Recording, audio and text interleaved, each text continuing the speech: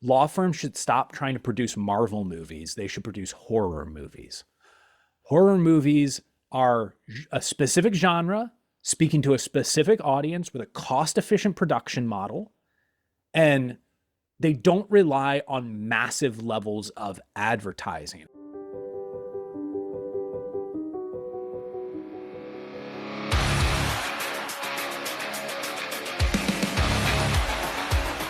Sharp strategies, sweet success. Hello, everyone, and welcome. You're listening to Sharp Strategies, Sweet Success. I'm your host, Tiffany Swedensky, and today we are talking to Charley Mann. Charley Mann, I've known for 11 years now because I did the math, and it's been 11 years. And Only? we worked, I it's would have said only, like wow, 13, 14, but yeah, okay. Yeah, that's yes, a, yes. that's a little hard to hear because Charley feels like it's been longer, and it's like, I don't know how to feel about No, and that. like a good, I Uh, mean, we worked together for a long time. yeah. Something like 7 years. And Charley introduced me to a lot of the legal marketing basics, not even the basics, but a lot of the strategies and tactics of legal marketing. And we worked together and learned together at GLM.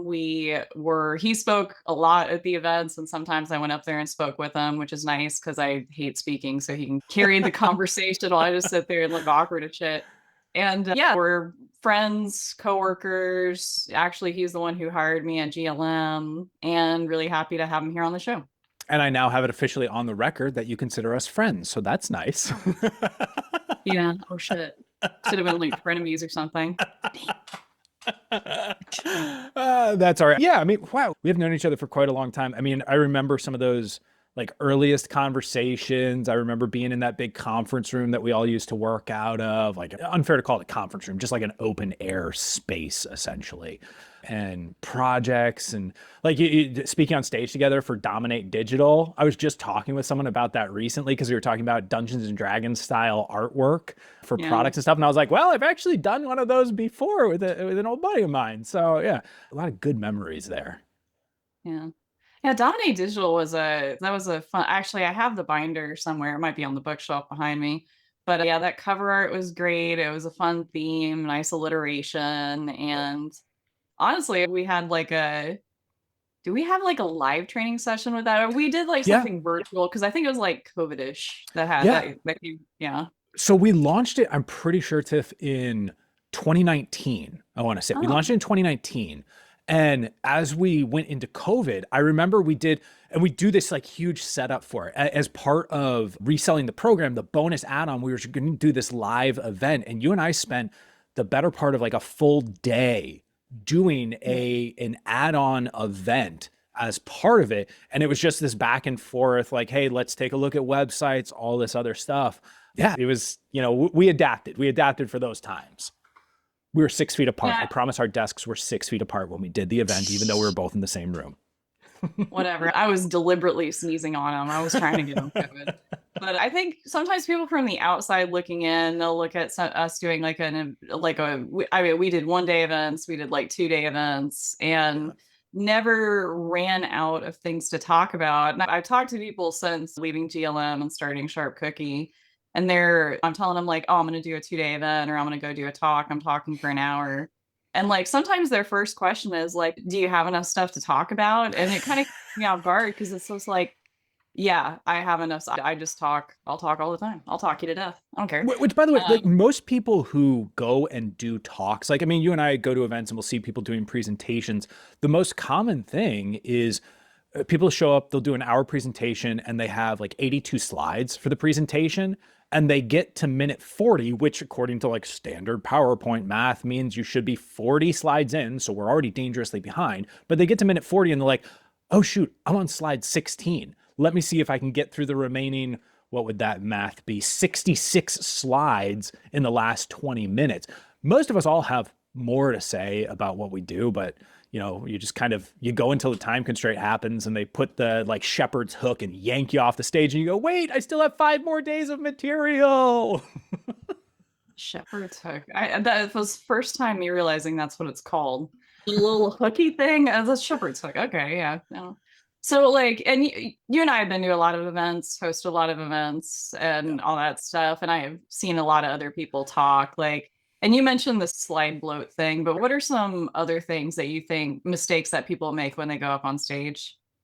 Well, in some ways, it's like part of the. Well, okay, actually, I'll give number one. Number one overall mistake is people look at presentations primarily as information delivery. And in reality, it's entertainment, it's performance, it's putting on a show for the audience. And when you change that dynamic and you give yourself permission to be like, hey, I don't actually have to share 50 different things during this presentation. I can share 5 to 10 and spend some time on them. I can tell some stories. I can do a little bit of crowd work if that's something that you're comfortable with. I mean, not everyone's going to be comfortable with like the same stuff that I'm comfortable with necessarily, but I can spend some time relaxing into this and also recognizing as part of that bloat issue is when you're on stage, most people have not rehearsed their presentation down to the minute, down to the second. You've gone through your slides and you've generally said them maybe in your hotel room once or twice before going on stage.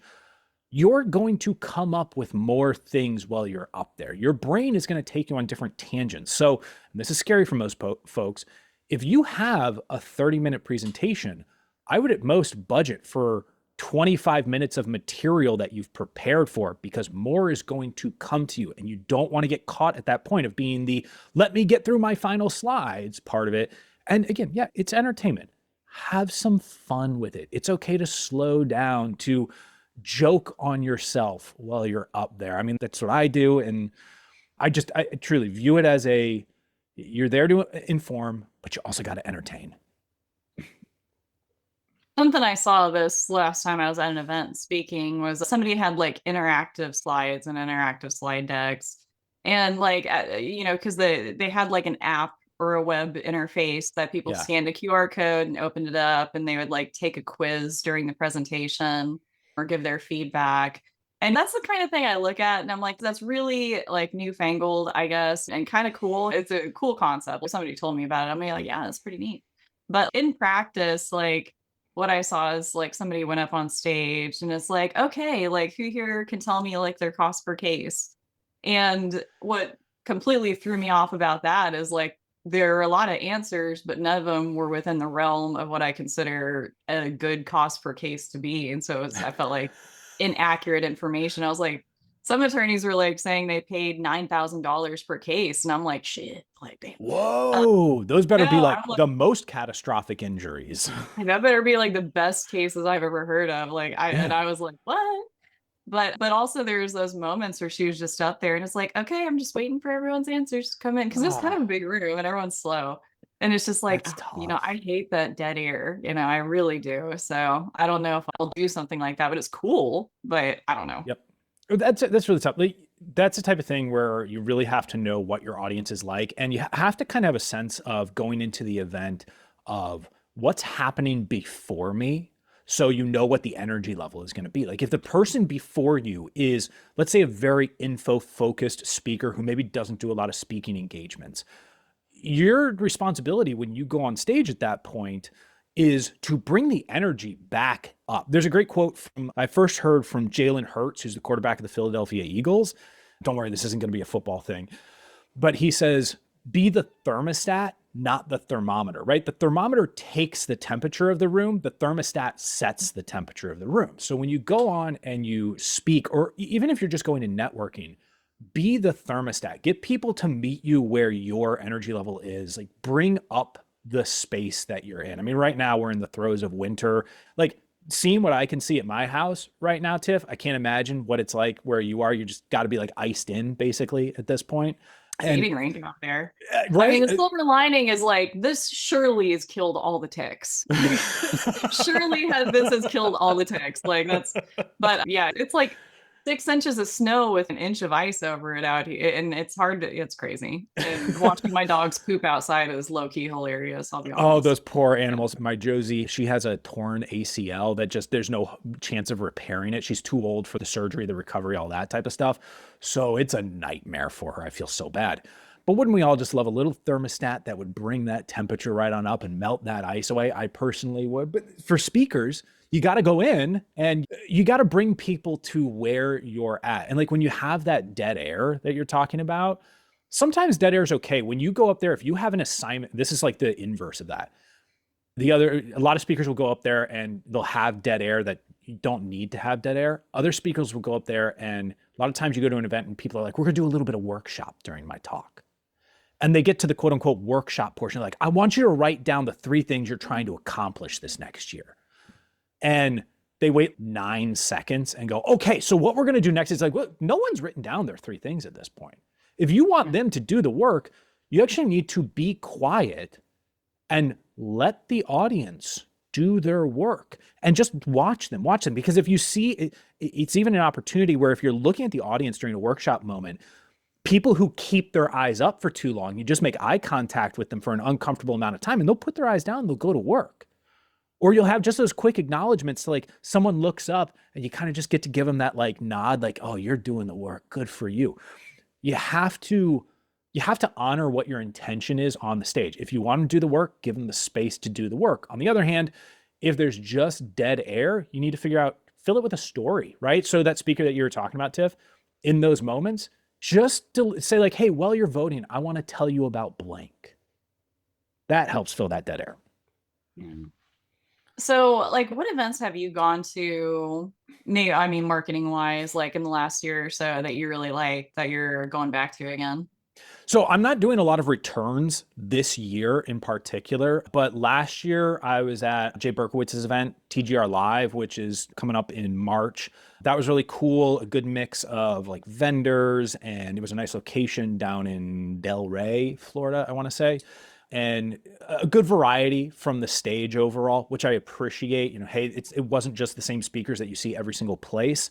I was at Max LawCon last year, and I think Tyson puts on a really good show where he's both bringing some outside experts, but also elevating people from his group to have them share their successes from the stage. I think that's really important to have a balance of, hey, we have outside experts, but also these are like the people who've kind of come up through the ranks in a space, if it's a coaching organization. But even like Jay Berkowitz, he brings star students of his agency up onto the stage as well to talk about what they're doing that might be supporting the agency's success. I think that's great. So those were 2 like great ones. Lunch Hour Legal Marketing Summit. Can't wait for that one to come back. That was also an awesome mix. I was talking with Guy and Conrad after that. I was like, man, you know what I would love even more of? I would love more of the 2 of you. Like I like seeing different structures of events. And for me, there are a lot of events that have like a variety show, right? I love an event that also has maybe a more focused approach, whether that's very specific on topics. We don't see a lot of those events these days, Tiff. Like, you remember we would do these occasional 1 or 2 day intensives. It was like, we're going to zoom in on one single subject here. Even Dominate Digital is an example of that. Like, we're just digital marketing here. Don't you dare talk to me about your community marketing. I don't want to hear it. We're here to dominate digital, daggone it. And a lot of events these days are like, let's get as much stuff as we possibly can on the stage, as opposed to, what if we just spent a whole day focused on, so like Jay Ruane, a buddy of mine, you probably know Jay, he's got a new book out called Analog Marketing. He's got a program called The Criminal Mastermind. He works with criminal defense attorneys. Oh, yeah. Yeah.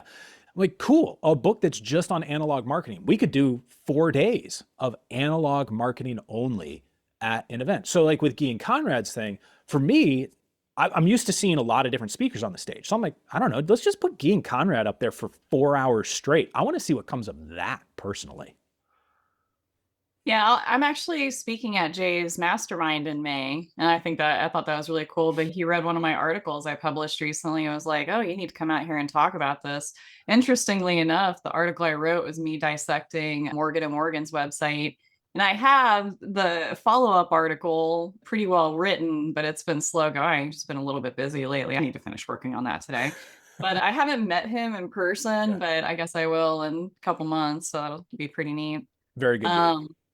Yeah. And also it's fun. It's fun with criminal defense attorneys. And I love personal injury attorneys. I love my personal injury attorneys. Like every single one of my clients is personal injury now. Some of them are like personal injury, like, and like estate planning, or personal injury and something else. Right. But like criminal law, unfortunately, I haven't had a chance to play around in there much, but it's so much fun when it comes to the content. Actually, that's a good segment. Like, You are really good at just consistently making content for your emails, for LinkedIn. You probably do videos. I'll just admit I haven't checked you out on YouTube. I actually don't really do video that much.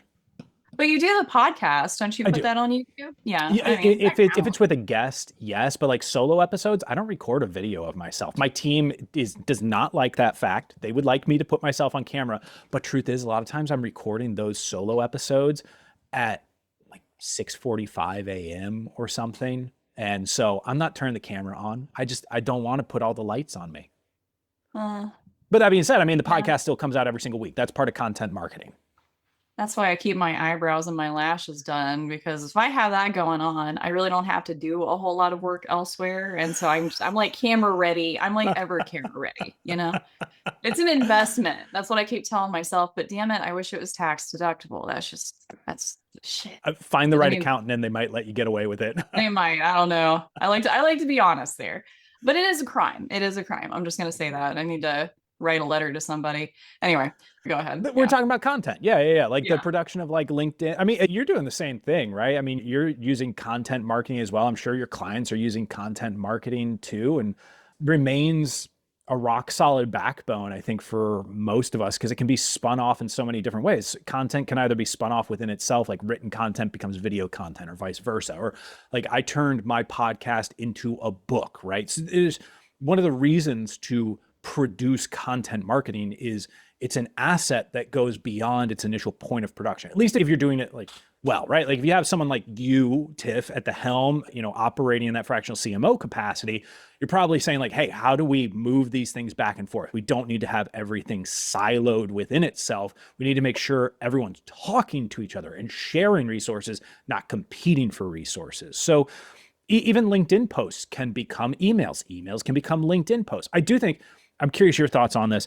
For me, one of the important things with content marketing is you can't do the lazy version of repurposing, which is where you're only ever doing kind of that one for one. I'm going to just copy and paste. Like you still need to understand your platform, right? And even if it's a modest adaptation, some adaptation is of value.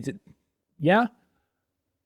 So I think people like there's a certain way to create content to make it extremely reusable. Like you can bulk create like a video, like a bunch of videos and turn it into this and that. Like for me, like everyone wants to reuse their content and I'm all for it. But I think a lot of times the issue I buck up against, I find the content and I'm like, this is not reusable. For one reason or another. The editing was bad, the audio was bad, it was low quality, it was one thing instead of like, 10 things or whatever. It was short. And so like, or it's just flat out dated in a way that's not like going to be cute or quaint, when we post it, right? And so like, there I think you have to be intentional about how you're going to make whatever. I'm being vague because it depends on what the medium is, right? But But whatever that's you're like, making. Yeah. that's just kind of true for market. I know that this frustrates people when like those of us who talk about marketing have an it depends answer, but it does. Like there are different revenue sizes, different practice areas, different existing infrastructure, different location. Are you in a top 50 metropolitan region or are you in a more rural community? There's different things for different firms. Yes, there's a lot of overlap. Maybe you'd bounce around and you'd find 60 to 70% overlap across most firms. But that last bit of it is the difference between wasting time and money and being smart with your resources. And it does take testing. It takes discussion and it takes learning to figure out what you're going to try that is actually applicable. I mean, I think about, for example, YouTube. If I'm being completely honest, YouTube for personal injury, not my favorite strategy. YouTube for criminal defense, estate planning, yeah, I can get behind that. I have practical examples of people breaking through and getting cases there. Obviously, Jeff Hampton has it for like Oh yeah. short-term rental stuff, and Jeff does a phenomenal job with his two firms. But PI, it's really hard to break through there. If you're going to do that video effort, you might have to change strategically what you're trying to do, or Maybe it needs to be more of a, hey, what's working on social platform, short form video for PI? I mean, our mutual friend, Mark Breyer out in Arizona, he did a lot of commentary on the Amber Heard Johnny Depp trial. And Cardi B's trial, which I thought was funny. Yeah. Exactly. And so he sort of figured out how to tap into that short form video space to talk about being a trial attorney, which he also mixes up with rapping and dancing. But he has also done like a lot of the stuff that we've seen PI attorneys do of the, hey, you're watching a crash video and here's commentary on it, which some PI attorneys are like, that is the lowest form of marketing you could ever do. And other PI attorneys are like, I don't know, there's something here to learn. So it's not that bad. That line of what's exploitative versus informational. There's something to learn from all the practice areas, like content wise. There's always FAQs that people don't know are interesting, tidbits about personal injury or estate. But the thing that sucks for personal injury attorneys is like criminal defense attorneys can get away with making an FAQ video about criminal law because criminal law. Tiff, you missed it. They can get away with murder. Criminal defense attorneys can get away with murder. I missed a joke, damn it. They could just record FAQs and it's interesting by default. Yeah. But like that's not the way of the world with personal injury, or even as well, estate's more interesting than personal injury if we're ranking them. And it's hard because with personal injury, I think there are a lot of components of personal injury that I think are really interesting. The whole negotiation process is actually really, really interesting. The various, like, what's the value of a person's massive or minor injury? I think there's a lot of stuff that you can share that would be of interest, that is scintillating to people. The problem is that on a big picture level, I'm suing someone and getting money from their insurance company doesn't have the same excitement as the big scale money issues of a family fighting in probate or the drama of a criminal defense case. So with PI, you got to figure out, and that might even go to the idea of like which one is better for short form versus long form. If people tend to love the drama of the practice area overall, maybe it's easier for long form. If they like the small little bits of it that don't necessarily look like the sum of its parts, maybe you need to do short form pieces. Yeah. But I mean, honestly, like these days, there are so many ways to reach your audience. And it's so darn hard to get like the attorneys to make video, or it's so darn hard to get the attorneys to make marketing that they're not inclined to make already. And so I'm telling, them, like, if you like recording video, let's record more video. If you like writing, let's do more writing, because, all of the media formats are valid. Video is just video is more visible. Like more people scroll through Instagram than read articles, but that doesn't mean articles aren't valuable, right? Yeah. I mean, you and I can remember a time when we worked with a lot of law firm owners who were really into DIYing their marketing. Like there was a burst of energy behind oh my God, I'm going to write my articles for my website. I'm going to put together my white paper, my book, or my checklist, or whatever that offer is going to be. I'm going to do some videos and all that. And a lot of them were DIYing when they didn't have quite as much just like stuff that they had to do. Admittedly, the marketing world at this point is jam freaking packed, right? There's also a lot more fog of war to deal with.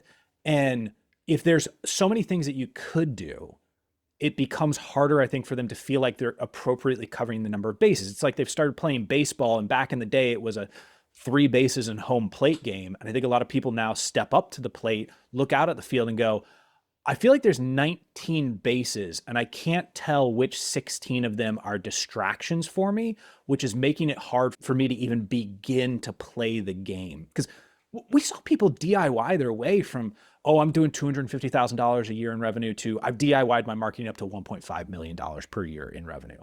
And these days, it's not impossible. It's just harder to do because also the entrepreneurship level of firm owners overall has gone up, which includes efficiencies in operations, better measurement of financial outcomes, the reinvestment cycle back into the practice. Those have changed fundamentally in the last decade as information becomes more accessible, as people like you and I become more accessible to firm owners and they can level up faster in their practices. Now it's just changed the ante for how you play the game, like to even get started. And more and more often encounter firm owners who are like, at least I'm encountering firm owners, I'll speak for myself, who don't seem to have as much time for the whole marketing DIY picture because they're also so concerned about, well, I'm also supposed to be doing my systems and, oh my God, I need to get my P&L dialed in. I'm like, you're at $300,000 per year in revenue. Get more clients. Focus on that because that will solve a lot of problems for you. And then as you get bigger, we will figure out the systems. We will dial in the finances. But at least that's my perspective. I'm curious from, I mean, you've been doing this for nearly as long. Yeah.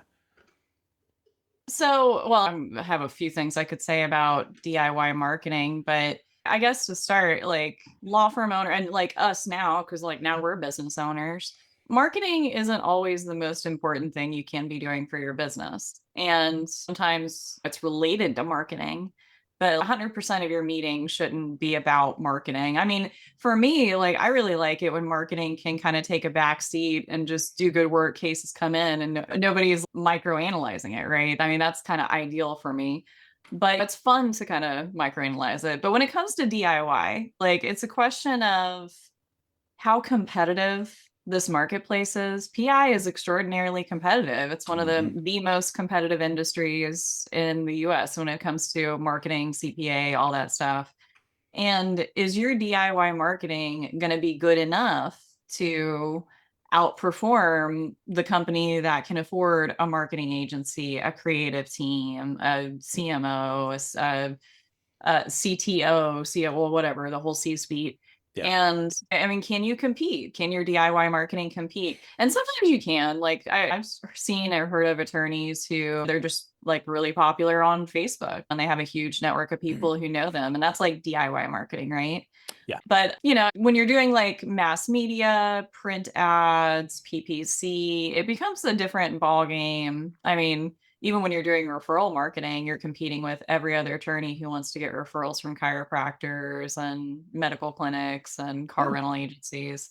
And so, I mean, that's what I kind of, when attorney or when people start talking to me about DIY marketing or want me to train them to do a particular thing, you know, I'll let you pay me to train you. I absolutely will. But like at the same time, this isn't the best use of your time. And I just want you to know that going into it. I don't want you to feel like I feel like this is what you should be doing. And sometimes I got to say that just because, you know, trying to be realistic about how a business owner should spend their time. Yeah, I mean, for me, there are some core things that if you're under $1 million per year in revenue, I want you to do. Like, you need to lead the charge on getting reviews for your firm. Like, if you're not trying, if you personally aren't trying to get Google reviews for your Google business profile, I'm sorry, but your team's not going to do it for you. You got to carry the torch on that one. Unless you have that one like paralegal who's just a super believer in you and can crush it on reviews, right? There's always exceptions. That's part of the it depends. But those are the exceptions, as they say, that prove the rules. I also want you to be trying to leverage relationships. You should be doing outbound relationship building. And usually what I find is like for the first $1 million, awesome leverage point. Then usually between like maybe 1.5 million up to about $4 million, you're not spending as much time on like the one-on-one relationship building. And then after $4 million, you're like, whoa, my time's free. Now I can work on really high level relationship building. Like instead of trying to bring my like take a buddy out for lunch, I'm like, oh, that law firm owner who owns a firm that I know has a pretty solid like case flow, I can now become friends with them and we can talk about passing cases back and forth. Again, it depends, different practice areas, different levels. It actually be different for estate planning than PI. But yeah, it is harder to do it overall. We talk about cost of acquisition has gone up, which has made the working up cases, if we're talking PI, that much more valuable as well. In the past, it was, hey, a lot of people are not doing a full scope of marketing. And the mass advertisers don't necessarily do a good job of the ground game. And still in many cases, like they don't always do a great job of the ground game. So you still have opportunities down in the trenches, but some do actually have a ground game. And it freaks people out when those folks hit the market. So you kind of go, okay, well, how do I market away from those spaces that they're trying to occupy? I'm not doing the big, massive marketing. I actually just wrote for my Catalyst program, the newsletter that's about to go out, probably already went out by the time this episode drops, is all about, it's actually a statement I made it comes off the statement I made on stage a while ago, which is law firms should stop trying to produce Marvel movies. They should produce horror movies. Horror movies are a specific genre. speaking to a specific audience with a cost efficient production model, and they don't rely on massive levels of advertising. I mean, you look at, obviously one of the great stories is Paranormal Activity, and how that movie had this like demand the movie to be in a theater near you campaign, which for the director Oren Peli ended up being this huge list building opportunity that made Paranormal Activity 2 that much more successful because he had a list that he could nurture. Blumhouse, a major studio, they have an email newsletter. Like all these places build their audiences and nurture those audiences. And I think law firms can really learn from how horror movies do it instead of Marvel, which is like big announcement, spend a lot of money, hope that this works out. And it doesn't always pan out. And if it fails, you lose a ton of money in the process. Horror movies rarely ever lose money. That's the amazing thing about them. Like you put $3 million into Sinister and you get $87 million in return. Like how'd be? That's a pretty good deal right there. So looking at the law firms and like the working up of case value these days, if cost of acquisition is really high, you got to make sure that when these files come in, and this like speaks, I think, Tiff, to you talking about marketing has a role, but other things now also play an increased role. You got to be really good at maximizing the value of those cases that you actually do get. There's a Dan Kennedy book, Almost Alchemy, and the idea of doing more with less. If you're not going to get as many cases as the big firms, you have to maximize what actually comes in. If you're a firm that where you have a pricing structure, you need to figure out how to improve your sales process to charge more to clients. So that way you can also provide a higher quality referral worthy service to them.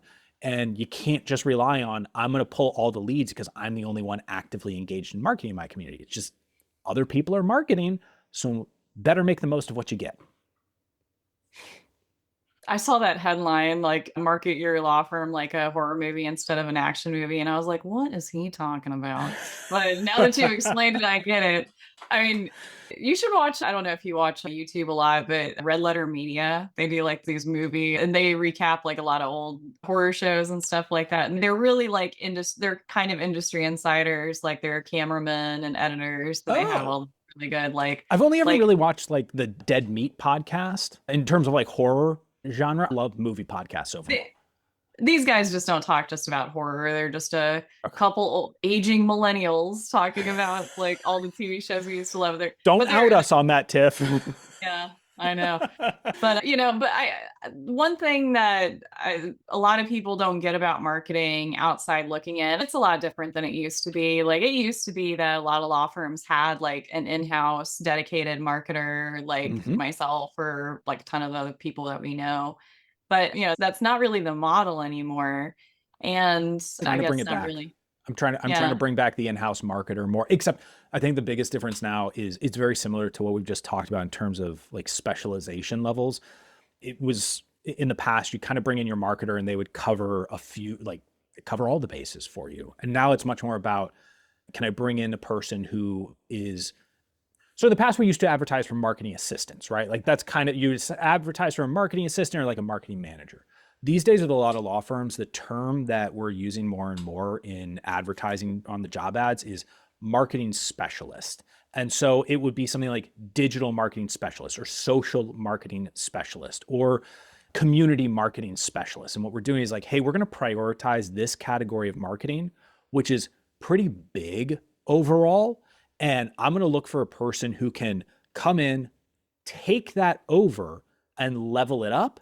And then from there, now maybe over time, that person becomes a marketing manager, a marketing director. And part of the problem, like if we're being ruthlessly honest, is the term marketing director lost its meaning at some point where it's like you're bringing in a complete neophyte, like someone who just graduated from college and calling them a marketing director.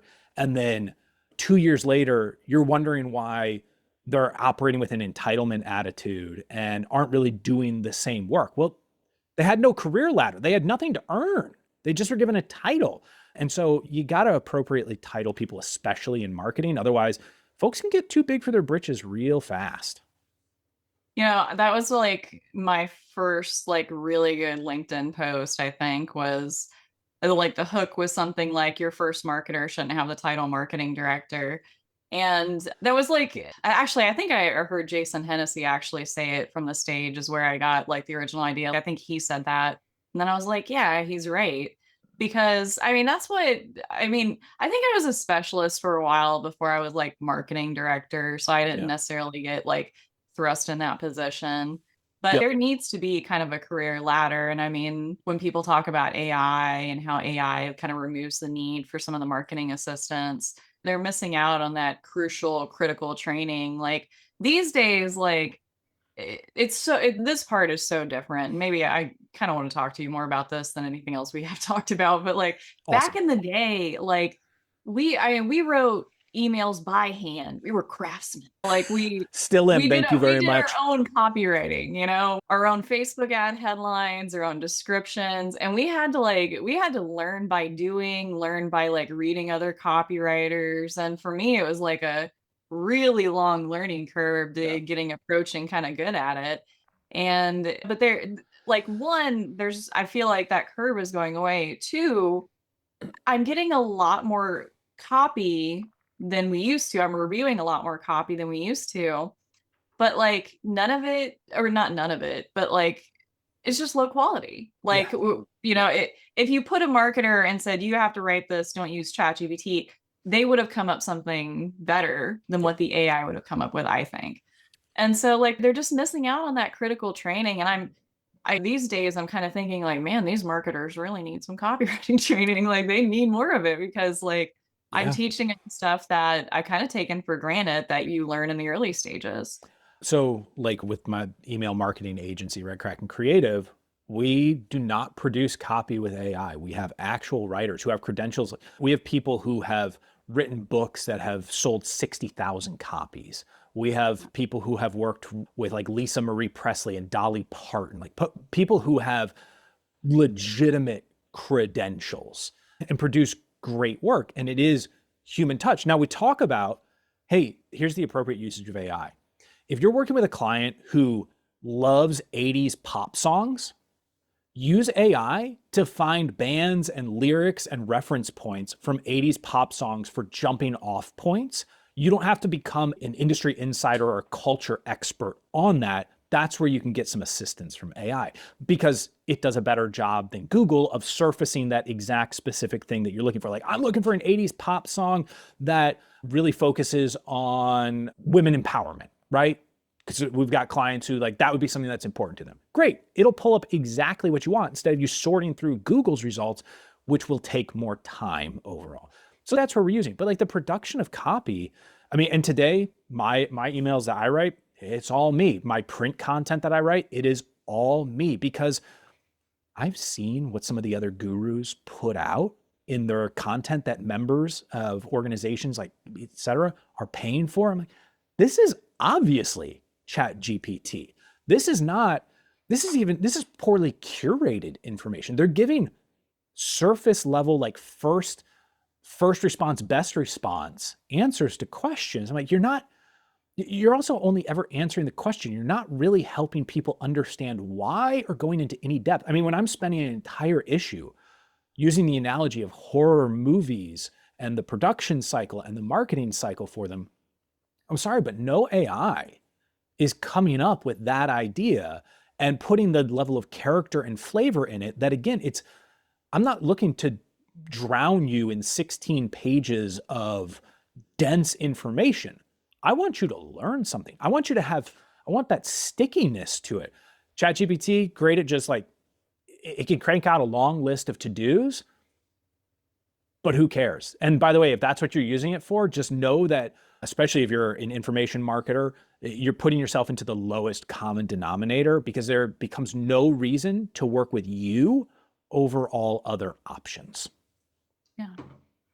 There's definitely a time and a place for AI content. And Yeah. I'll fess up. Like I have a GPT that specifically writes LinkedIn posts for me. But here's the kicker. Like sometimes I feed it a prompt that's like 5 paragraphs long of just me like, wah, like brain dumping.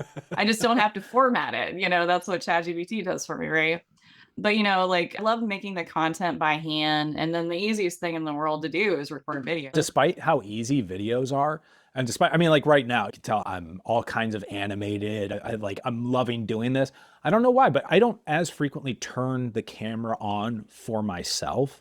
And part of it is I will end up spending that time writing by default. But it's also because, and this is about like know thyself as well, know thy production cycle.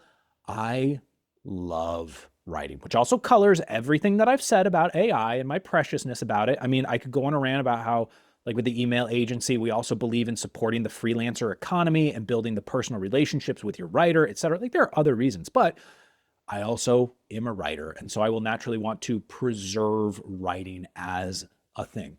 I have used chat to help find some of those reference points. But yes, that colors what I do. And so instead of getting on video, I'm like, whatever, I'll write another post. I'll write another email. I'll write more articles.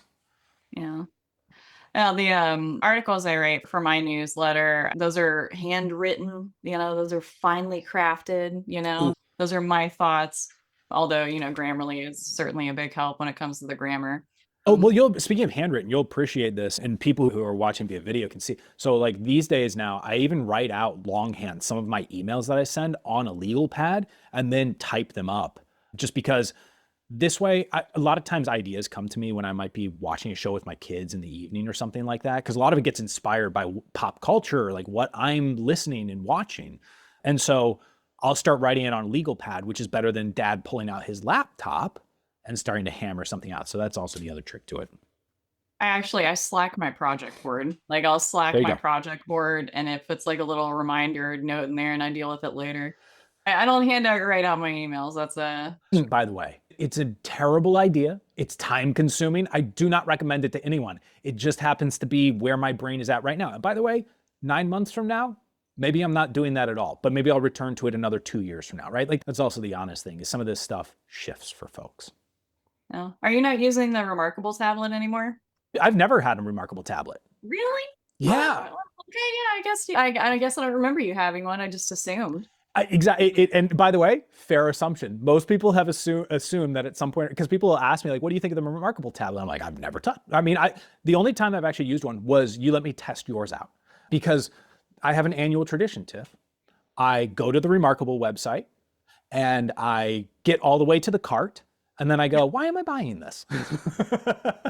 For me, I have an iPad Pro. Like one of my actual business goals is to set up where both of my companies can be run entirely off an iPad Pro. Like that's this kind of framework that I have for how I'm trying to make decisions to keep things lean, to keep technology simple, to consider like, is this an activity that I should be involved in, or do I need a team member who's actually going to take care of this? Or my awesome co-founder, Jenny for Red Kraken Creative, will take care of this, or Jeff Ashworth, our creative director.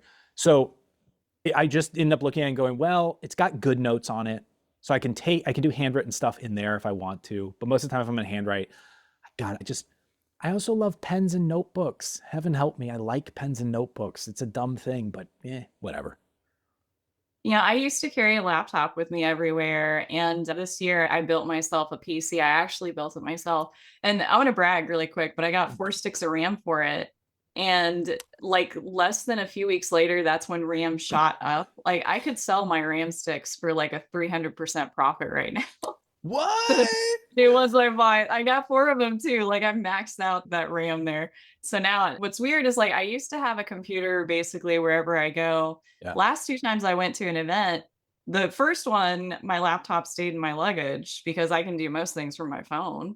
And then the second one, I was just like, you know what? I'm just not going to bring it. I didn't even need it. Like, cause emails on my phone, Slack's on my phone, my project boards are on my phone. And like, I'm kind of like disconnected a little bit and I spend more time.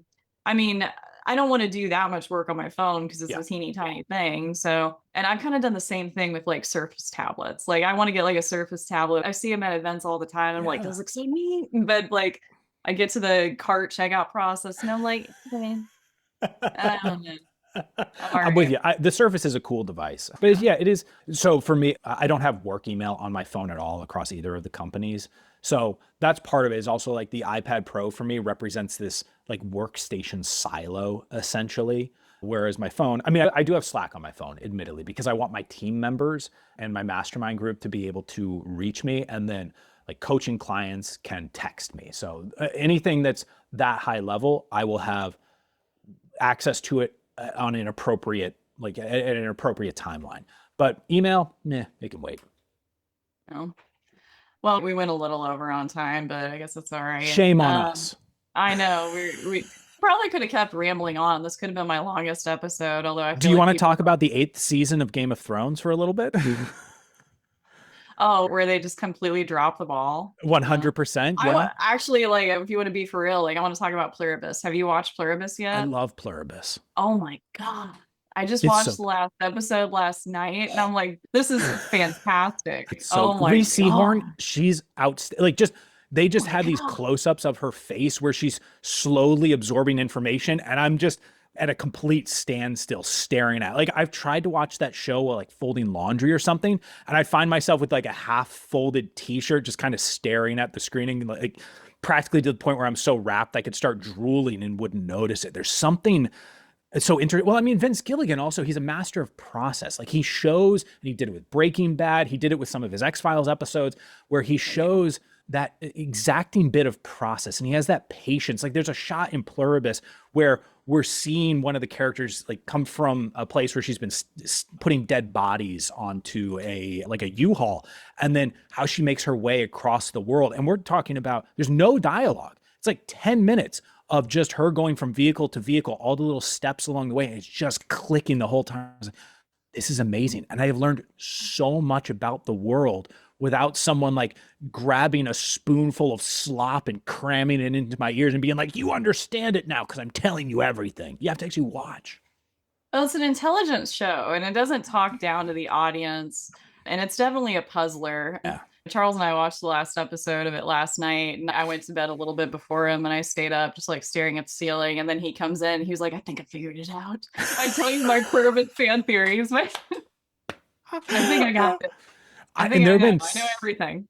and there have been quite a few times where I felt like, oh, I mean, God, we know where this show is going. And then it drops the next episode and it's like, no, you didn't have a clue, but nice try. Stop trying to walk out in front of us. Enjoy the journey with us. You might be surprised. Oh, it's such a Yeah. good show. I can't wait for He season did. two. He also did the best X-Files episode. I want to tell you something really dorky I did. Everyone must know. I actually did like a thing where I plotted out X-Files episodes by who was the lead writer. And Oh. then I went to AO3 to see which episodes had the most fan fiction written from them. And Vince Gilligan consistently, his episodes had the most fan fiction written out. I posted on a Reddit on an account that nobody will look up and find because you can't. But like, and it was kind of interesting to me. That was the dorkiest, fanniest, stupidest thing I did. Well, see, immediately I'm like, huh, I wonder why that is. Is it because he has these like little ticking clock worlds that he's built that allow for, that give the space for what else could exist within these established rules that we have that are, that give a lot of space for us to try and figure things out, but also have hard barriers against them. I mean, that would kind of famously be obviously Breaking Bad and Pluribus, but Yeah. now I'm really curious kind of backtracking into that. I find that very Well, interesting personally. my theory, because I've thought about it, obviously, is that like at some point, like Vince Gilligan and many other authors have said it. This is not like an original thought of his, but like he's one of the authors that's like, I want to tell the truth. Like, you know, so he makes dialogue realistic, how characters react realistic. Like, I think he puts thought into like how would somebody like act in this situation. And going, you know, going back to even his earliest episodes, like he was very faithful to like, I guess, emotional integrity. I don't even know if that's the thing. Yeah. And so I think that for fan fiction authors who are writing little romances and stuff like that, they can really latch onto that. They can build off of that. But if it's like over the top and silly, and if the characters react and it's not believable, then it's just hard to like spin off of it, I think. I mean, Um, honestly, there's kind of a like, not to immediately go there, but there is a little bit of a lesson in like world building, and world building, in my opinion, is kind of part of marketing. Learned that from Ben Settle some time ago. yeah. But that idea of when you encounter these characters, you can rely on how they will react to things. Like you're not surprised when someone reacts in anger to a situation that you go, please don't react in anger. Oh, please let this be. And they go, nope, sorry. You understand that this is who this person is. And perhaps at some point they have tried to not be angry. We have shown them trying to have restraint. But let's be honest, most human beings revert back to their average behavior, their heuristic reaction. And sorry, it's going to be an angry reaction. I realize it's going to cause more conflict, but that's what this is, which in the world of, say, fan fiction, the to speak to emotional integrity, fans, I mean, fans love to kind of debate things, right? They like to see. We could do a whole rant on Stranger Things and my fury over how Oh, that went. I gave like I haven't last watched the last two seasons. I gave up when Oh. they killed that poor Russian guy. That broke my heart. I didn't forgive him after that. I was like, no, I'm good. I like that guy. You should have kept him. But I actually like that was the final straw for me. I have not watched Stranger Things since. They killed my favorite character in season 3. Yeah. He just So liked his Slurpees. Yeah. yeah, but having that like integrity, like fans want to be able to look at their worlds and go, I understand where this came from. I understand where the response came from. We could probably figure out some marketing analogy, but honestly, at this point, it's just kind of fun to talk about. And this is the type of stuff that, in my opinion, people like to hear this sort of thing because they're like, oh, wow, I can now relate to Tiff and Charlie more. I too enjoy X-Files, which, by the way, if you want to talk X-Files, Tiff is really your person. I've watched the entirety of it, but Tiff like knows the X-Files really well. Very, very deeply. I have like, and my favorite game to play is watching shows and being like, that guy was in the X-Files. I can identify side characters really well. I'm with you there. That is a game that I will play. For me, the overlap, because we always did this. We always talked about movies and TV and dissecting them and stuff like that. But like the overlap with marketing that I feel like people don't get is, well, one, production. The production of something like Pluribus, like they're not going to release a new one until like 2028, and it kills me. I know. But like that's how much work it takes to make something good, one. And then two, like, and that was Seth Godin's book, like all marketers are liars slash it out storytellers. Yeah. And that's what I'm telling attorneys and the marketers when we talk about social media in particular. I'm like, just get on there and tell stories. People love stories. And if you're good at telling stories, like you can capture their attention. So like the art of storytelling in a lot of ways is the art of marketing because, your emotional resonance, emotional integrity, trying to, I don't want to say something that's true, but maybe isn't, but like, speak to the truth in them, I guess. Yeah. Well, and people can understand some of these messages better when they see it through the eyes of a character. It's why movies these days, a lot of movies these days that maybe should be good, I think often end up feeling not good because you have companies like Netflix where they literally tell the producers of movies and TV shows, just assume people are looking at their phone while they're doing this. And so you need to say the same thing every single scene. You need to remind people of the stakes 3, 4, 5, a dozen times because they've forgotten. They're a bunch of brain dead people. And interestingly, they become surprised when people go, why isn't this, I don't know, this isn't as good as I thought it was going to be. It's because, oh yeah, they've been hitting you over the head over and over again with poorly constructed storytelling devices. And you should study storytelling devices. I think so. One thing a tip that I'd love to give the audience, a very simple one, is there's a storytelling or kind of a framework setup called in media res, which just means in the middle of the action.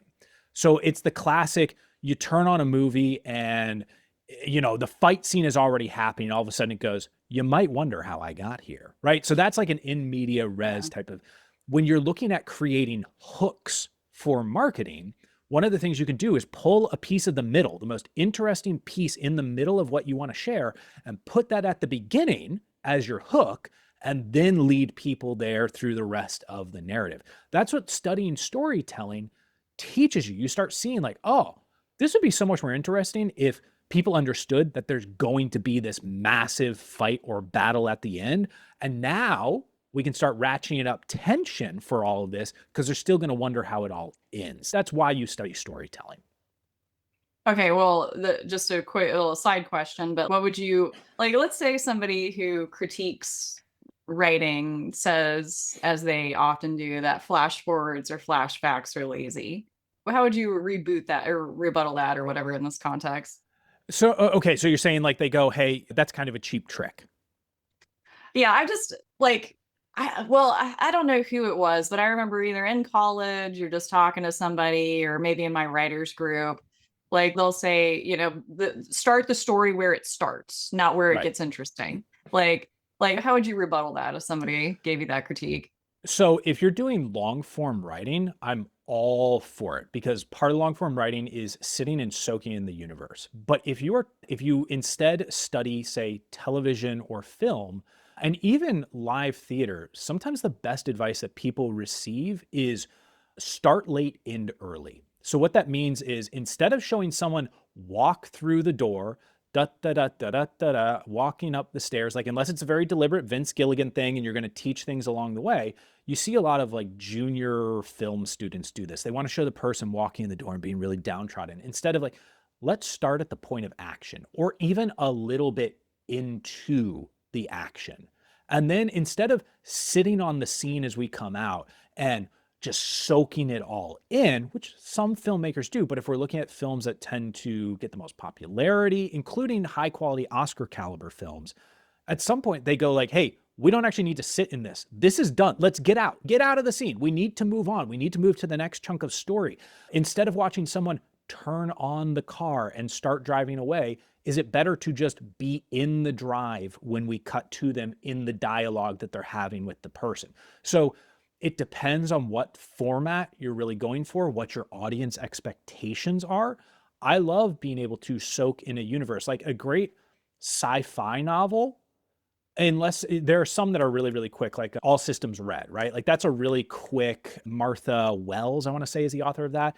And she just kind of knocks it out, which was kind of an okay television show on Apple TV. I enjoyed it more or less. It wasn't great though. So that's like really quick and clippy. But if you look at, say, Brandon Sanderson novels, which are really more on the fantasy than the sci-fi side, but the Brandon Sanderson models or the George R.R. Martin model is we're really going to sit in it. We're going to do extensive world building. But if you're marketing, your first salvo, I would err on the side of like film and television. And then if you've built an audience, the audience now becomes invested more and more in the world building, and you do want to feed them more and more. You don't necessarily want to get in, get out really quick. You want to give them space to get deeper and deeper and deeper because the affinity grows. So like for your law firm has a lot of interesting trivia to it. It's filled with stories. It's filled with lore that you can incorporate in your firm's marketing. We just don't often think that way. I like Did, that did I more. do the assignment? I don't, I guess so, yeah. I don't know. You said lore, and I made a joke that landed once where I was teasing a marketer and I asked them a question and they're like, oh, I don't know. And I'm like, you don't know your company's lore? And like everyone laughed. And I was like, I wasn't trying to be funny. I Yeah. just I mean, wanted to know. But when we that worked kind for of Ben, like we knew the core story, like oh my God. Marathoner, Dad to Nine, like all that. We knew the core story of all of it. And that was important to always have that space that you're kind of coming back to. As a matter of fact, when stories tend to lose that central thread, like why did people show up in the first place for this? Sorry, I'm going to do it. Game of Thrones being a great example. Game of Thrones it wasn't built on the big battles. It was built on the liminal spaces where we were learning about the characters and the conflicts as they were negotiating, as they were like the back and forth, the little things that were happening behind the scenes to manipulate each other. The battles just happened to be big payoffs and pivotal moments that were enjoyable because they were the paprika, not the salt and pepper of the entree that they were trying to serve. So that's my thought on it. Well, I gotta call my husband out on something because, and you know, I also love Star Trek, but like, and I like Star Wars, but don't care as much.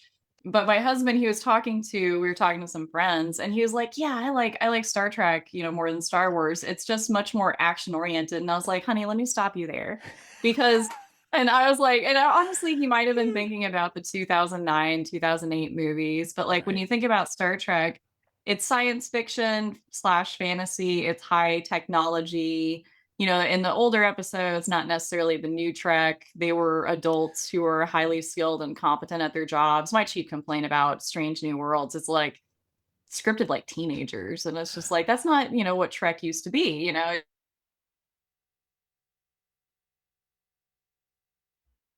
And I Strange forgot what New I was talking Worlds about. is closer to like Doctor Who, I think. Yeah, really? Well, I get, yeah, Which kind Doctor of. Who has a strange kind of classic British cadence to it. But like when we've watched Strange New Worlds, which I actually enjoy, but I'm also a big fan of Doctor Who, I have enjoyed it. But because it does have a little bit of the like, hey, this is just kind of a single character drama at some point. Like, oh no, one bad thing has happened to this person, and now we're going to deal with the consequences of it and try and figure it out as a team. But it does have the cadence of more of a Doctor Who, where yes, I would agree, Doctor Who it is a little bit of like it's a kid's show in many ways, and Yeah. the dialogue comes across that way. So I'd be right there with you on Strange New Worlds.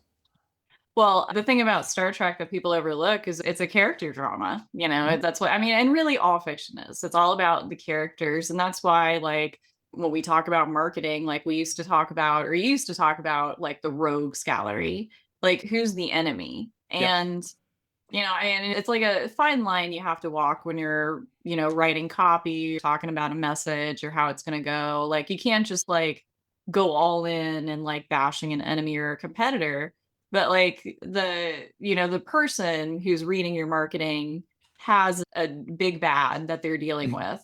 And, you know, you have to talk about that big bad. And so, like, you know, the characters and the storytelling, again, it's back to how you weave a marketing message and a strategy and build like that lore for your company and who your owner is. And it's also why it's just so damn critical for the owner to be involved in the Yeah. marketing. Yeah. Maybe not necessarily like DIYing like Facebook ads, but you know, making their lore, I guess, Yeah. like going to events, speaking, talking about like their struggles, how what they've had to overcome. You know, you build almost a mythology of yourself. And something I think about when I talk about this or think about this is how Beyonce and like Lady Gaga have like alter egos. Like Yes. when Beyonce goes up on stage, she like has a different name for Cowboy herself or Carter. something.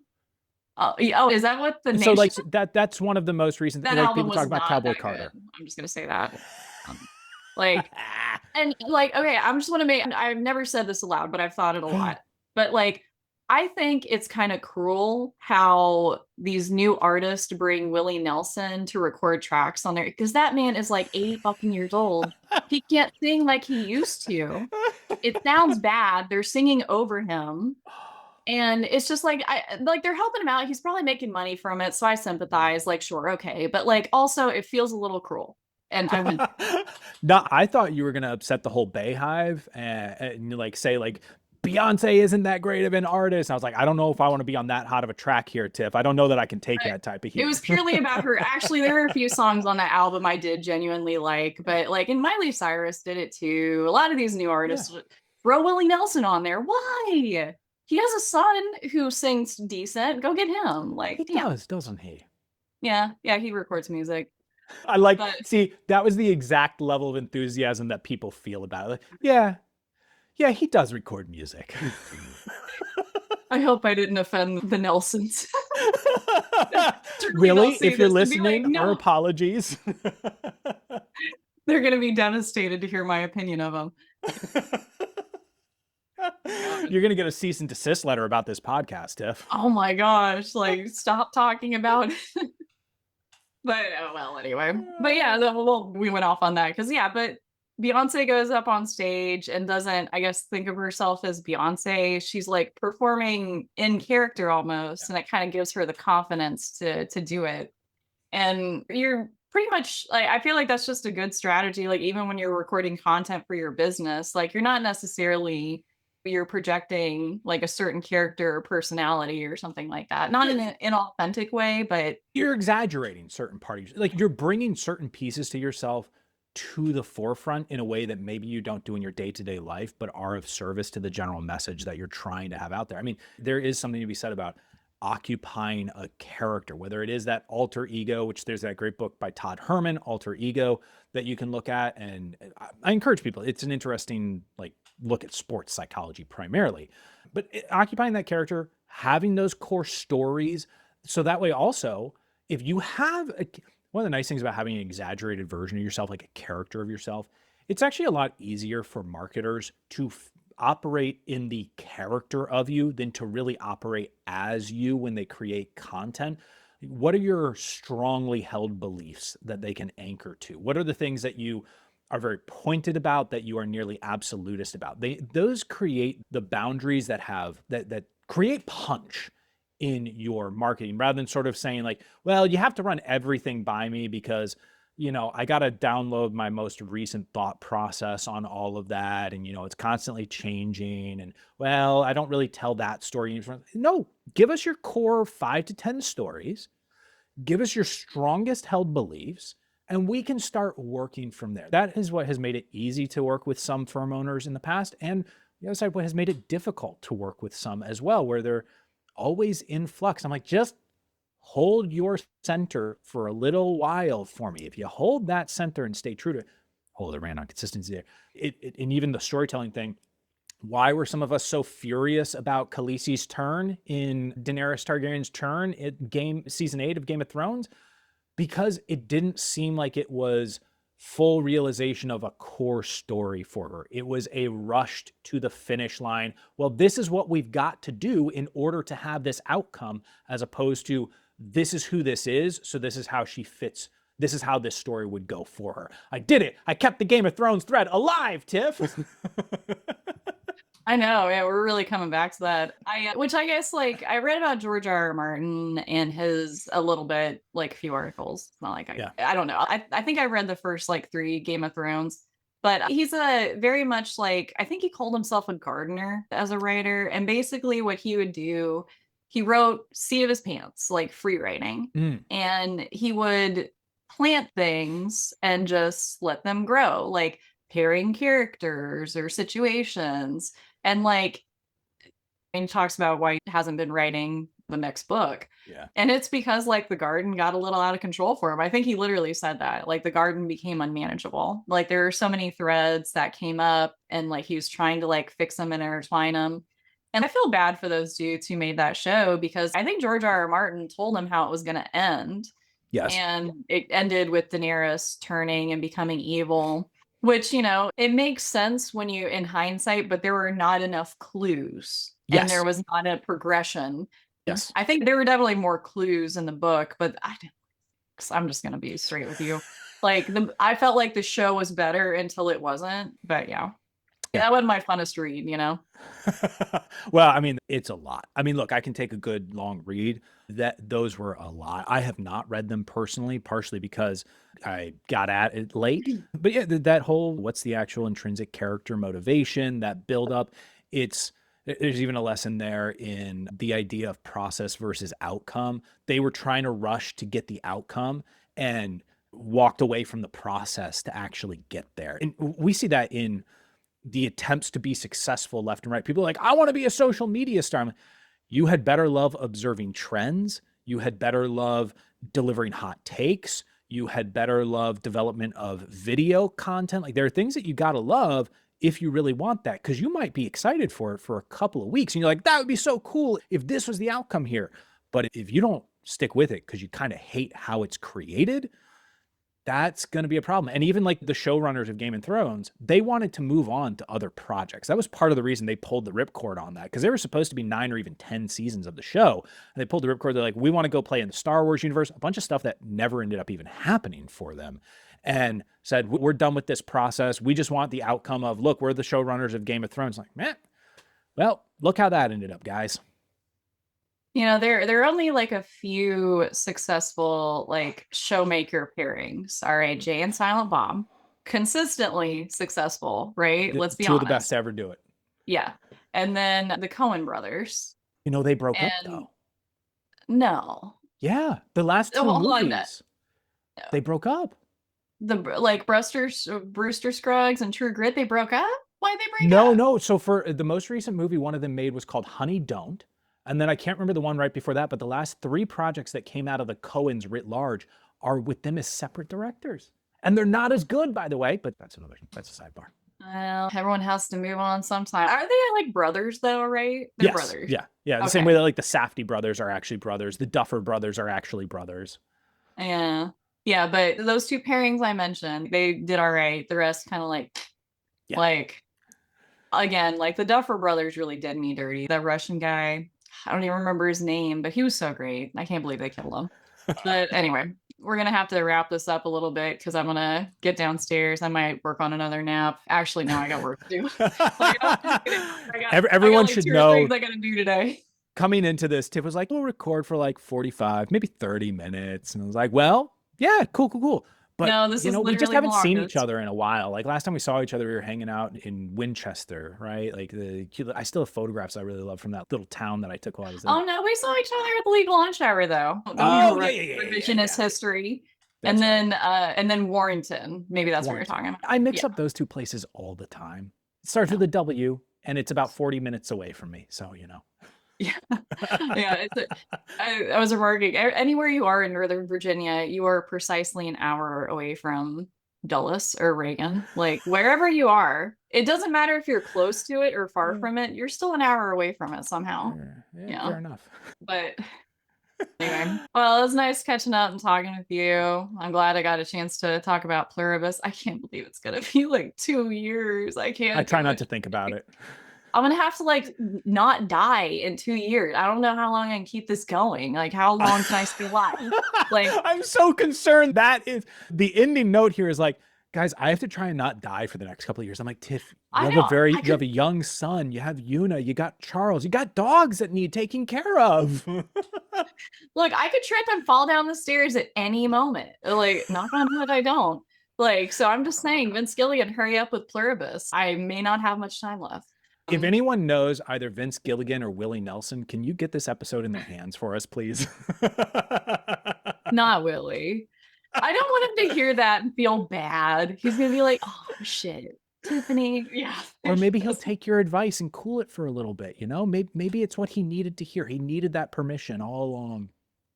Well, and maybe like Beyonce and Miley can just like, if you want to just like donate or something, like if you're gonna give them money, just give them money. I don't make me listen to that song. It's not good. Like, By the way, good luck on putting a title on this podcast episode. oh, I'm gonna have to get creative with it. I was already thinking about that. Yeah, it's something we're gonna have to workshop, I think. Yeah, but we'll get it. Fortunately, I finally got caught up, so I'm an episode ahead. So the episode that's posting today isn't this one because there are a few times like I recorded and then it's posted. So I think this one will go up next week, so I got a little time. Awesome. There we go. Well, good luck with it, Tiff. It's good talking with you. Yeah, it was good talking with you too. And well, okay, hold on. As is traditional, Charlie, why don't you tell people where they can find you and learn more about you?